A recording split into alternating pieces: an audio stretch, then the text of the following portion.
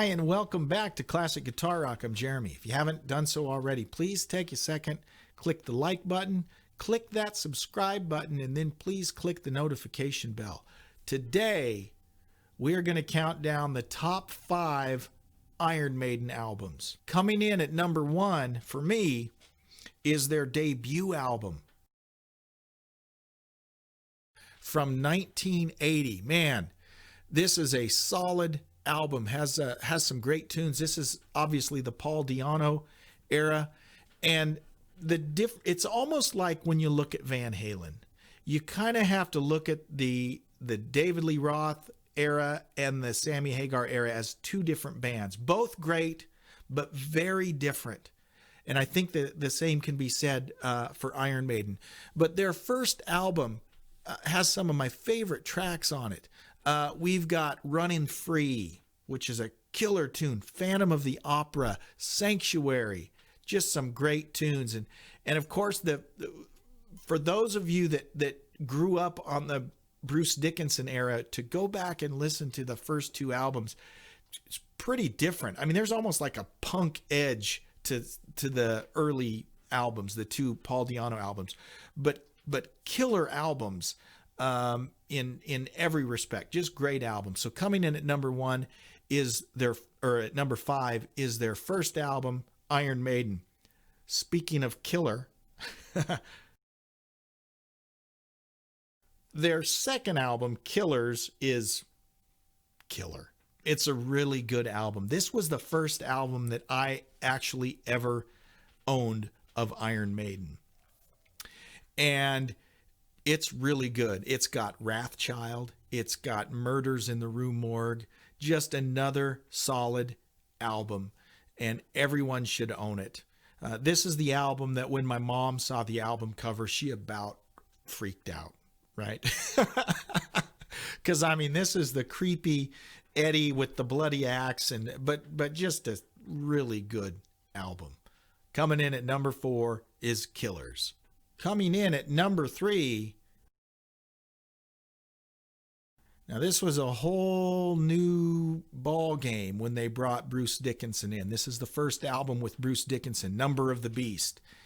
And man, this one really shook things up. And to me, as much as I like the first two albums, this was a quantum leap for me. And I know some purists really like the Paul Di'Anno stuff, and I do too. But guys, man, it was just another level with Bruce Dickinson. In my mind, Bruce Dickinson is one of the top 5 metal singers ever. I mean, he's up there with Dio and Rob Halford. I mean, he's really good. I really like him, and he brought a lot to the band and just really changed what they could do and what they did do. I saw this tour with Scorpions and Girl School opening for them. Great album. Of course, you've got Number of the Beast. You've got Run to the Hills, Invaders, Children of the Damned. It's just a really good album from top to bottom. Phenomenal album. And of course, it's the intro to Bruce Dickinson in the band. Solid album. Everyone should own it. Coming in at number 2, and I realize my list is basically so far in chronological order, isn't it? I didn't mean it to be that way. That's just the way it worked out. Well, this is a little different here. So coming in at number 2 is from 1984, Power Slave. That's a great album. Aces High, 2 Minutes to Midnight. One of my favorites, Rhyme of the Ancient Mariner, Back in the Village, Power Slave. I mean, this is a great album. I played the heck out of this album. This was the summer right before my senior year in high school. So I was just cranking this like crazy. A great album. If you see concert footage from that tour where it's the whole ancient Egypt theme, it's pretty cool. It's pretty cool. Great album. Again, the production is excellent. The guitar playing's great. The singing's great. The drumming's, it's just a great album. Can it get any better than that? Actually, yes, it does. Coming in at number 1 on my list, Peace of Mind. this one holds a special place in my heart. It's just a great album.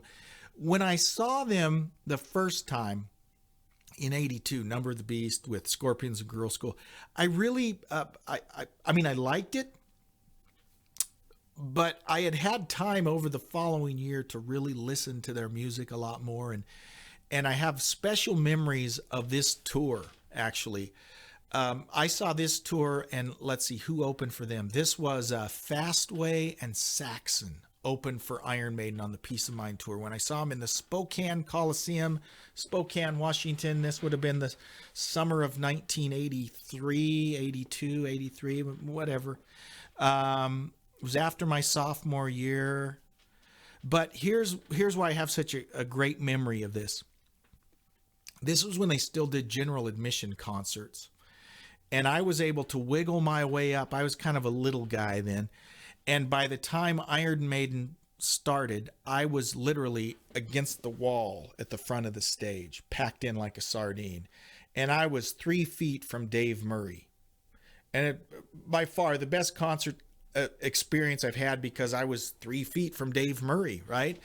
And it was just awesome. There's been a few shows where I've been right up front like that. And guys, it's really cool to, you know, as a fanboy, right, to make eye contact with your heroes up there. And so there's Dave up there rocking away, and just a great show. It's just a phenomenal show. Great album. And here's the only bad part. So at the end of the show, Dave takes off his, remember when everyone wore wristbands back in the 80s? Right? He's got these blue and white sweaty wristbands. He pulls both of them off and is handing them to me. And then this girl that was on the guy's shoulder next to me does this little swoop over and grab the wristbands. And Dave's kind of like, oh man, sorry, dude. And then he gave me a pick. So I got a pick from Dave Murray. Somewhere I've got that around. But that's just a great memory that I have from that show. And it's a phenomenal album. Just Where Eagles Dare, Flight of Icarus, To Tame a Land. I mean, it is just a phenomenal album. And here's the thing about Steve Harris, by the way. Steve Harris, like Neil Peart, he encouraged me to go and look up books and read books. I read Dune because of Steve Harris. There's a song about it on the album. I read an Alistair MacLean novel called Where Eagles Dare, based on the song. Oh, another thing. This was the first album with Nico. And Nico McBrain, phenomenal drummer and just a great guy. I love that guy. But this is my number one album from Iron Maiden, is Peace of Mind. So quick review. I had coming in at number 5, Iron Maiden. Number 2, Killers. Number 3, Number of the Beast. Number 2, Power Slave. And number 1, Peace of Mind. What do you think of my list? Agree, disagree? Post in the comments. Let me know what you think. Thanks a bunch for watching, and please subscribe, and we'll see you next time on Classic Guitar Rock. Bye-bye.